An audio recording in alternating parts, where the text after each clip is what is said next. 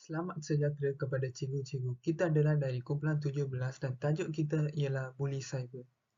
Ini adalah nama-nama ahli kumpulan saya. Yang ini pula isi kandungan untuk tajuk kita hari ini. Selamat pagi kepada guru-guru dan rakan-rakan yang dihormati sekalian. Dalam video ini, pembentang akan menghuraikan isu buli cyber di media sosial. Pembentangan ini juga disertakan komen netizen terhadap isu tersebut. Pembentang akan memberikan pandangan mereka dari perspektif falsafah rukun negara dan falsafah pendidikan kebangsaan. Kami dari kumpulan 17 terdiri daripada 4 pembentang. Saya, Harvey Singh, akan mengenalkan pembentangan ini kepada rakan-rakan dan menunjukkan komen netizen terhadap isu ini. Kaif dan Ryan akan memberikan pandangan mereka dari perspektif falsafah rukun negara dan akhirnya Rahimi akan memberikan pandangannya dari perspektif falsafah pendidikan kebangsaan dan menyimpulkan pembentangan ini. Dengan itu, marilah kita memulakan pembentangan kita. Lepas itu, kita akan ke komen netizen terhadap isu. Buli cyber merupakan isu yang besar dalam masyarakat kita pada hari ini. Terdapat beberapa pihak dan bahagian besar netizen yang ingin madras isu tersebut. Buli cyber telah mendapat beberapa komen yang positif. Terdapat beberapa netizen yang bertimbang rasa di media sosial. Contohnya, seorang netizen berkata, kalau hendak tertekan sekalipun, perkara ini tidak akan ke mana-mana. Jadi lebih baik kita abaikan. Walaupun hati sakit membaca caci maki di ruangan komen laman sosial media kita. Apa saja orang berkata, mereka akan memperhatikan kita daripada hujung rambut hingga ke hujung kaki. Bayangkan ibaratnya orang yang tidak dikenali datang pada anda dan mengutuk anda bodoh atau gemuk. Apa reaksi anda? Pastinya akan melenting, katanya. Andai kes buli cyber mampu ditangani melalui tindakan undang-undang, dia tidak teragak-agak membuat dakwaan. Bagaimanapun, katanya, pemerhatiannya mendapat kebanyakan pemberi komen menggunakan akaun palsu dan individu terbabit sukar dijaki. Berdasarkan pengamatan saya melalui gambar profil, kebanyakan yang suka mengkritik tanpa sebab adalah budak-budak remaja dan golongan lelaki. Tetapi tak tahulah jika gambar profil sekadar hiasan. Namun bagi saya, buli cyber ini sudah semakin melampau tanpa kawalan. Saya harap sedikit sebanyak kes seumpama ini dapat dikurangkan pihak berkuasa, katanya. Falsafah rukun negara. Kesetiaan kepada raja dan negara. Menanam sikap bertanggungjawab, sanggup berkorban negara dan memberi sumbangan terhadap pembangunan. Unsur kesetiaan ini penting untuk menggalakkan kesepaduan teguh dalam kalangan rakyat yang berasaskan kesetiaan kepada raja yang menjadi labang negara.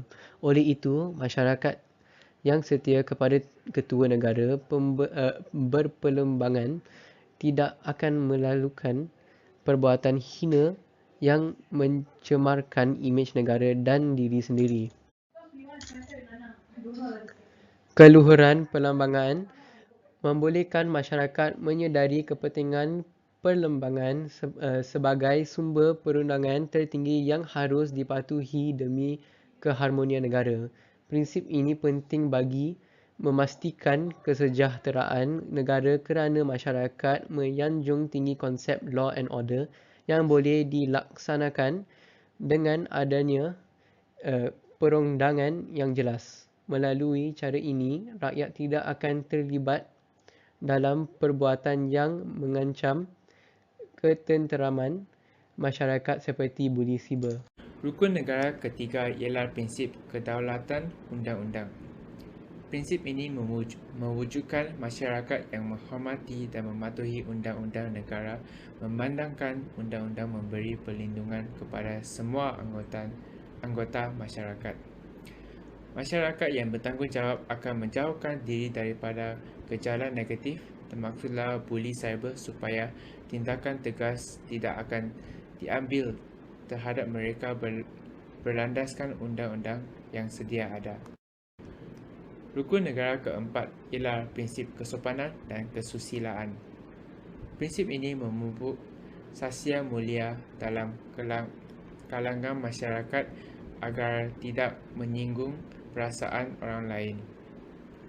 Prinsip ini seharusnya dipegang kuat oleh seluruh masyarakat Malaysia untuk menjamin dan mengekalkan keharmonian dalam kalangan rakyat.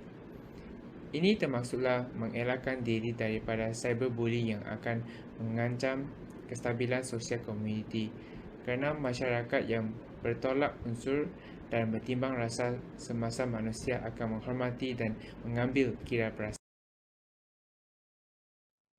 Seterusnya, kita beralih ke perspektif pandangan kita yang terakhir dalam pembentangan ini, iaitu melalui falsafah pendidikan kebangsaan. Falsafah pendidikan ini bertujuan untuk memperkembangkan potensi individu secara menyeluruh dan bersepadu untuk mewujudkan insan yang seimbang dari segi intelek, rohani, emosi, sosial dan jasmani. Tambahan pula, ini dikira sebagai salah satu usaha negara untuk melahirkan warga negara yang berpengetahuan, berketerampilan, berakhlak mulia, bertanggungjawab dan berkeupayaan untuk mencapai kesejahteraan diri serta menyumbang kepada kemakmuran keluarga, masyarakat dan negara. Para pelajar di Malaysia didedahkan kepada pendidikan yang diatur bagi memupuk sifat kemanusiaan yang tinggi dalam diri mereka. Oleh itu, golongan muda di negara kita sepatutnya bersikap dengan lebih matang dan terbuka kerana telah memiliki kemahiran untuk mengawal perasaan orang di sekeliling tanpa mengira bangsa, umur, agama, latar belakang dan tidak bertindak secara terburu-buru mengikut emosi ataupun dalam kata pendek, boleh berfikir secara rasional.